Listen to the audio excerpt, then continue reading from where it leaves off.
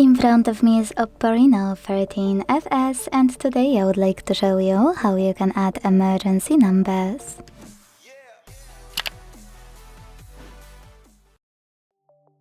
Begin by opening Settings and scrolling to hit Safety and Emergency. Then select Emergency Contacts and tap on Continue As or Use without an account. Wherever you decided, when you're ready, hit Add Contact and tap on the one you wish to set up. Then do exactly the same with all the other ones you need.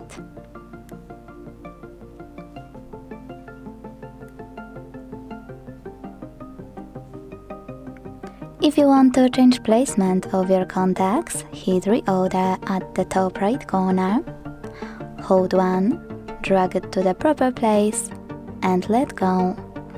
After your list is perfectly established, hit Save at the top right corner. If you want to delete any contact from your list, don't worry, just click on this icon right next to it and confirm your choice in the pop-up.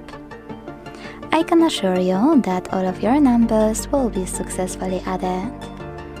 Thanks so much for watching. If you enjoyed this video, leave a like, comment and subscribe. Bye!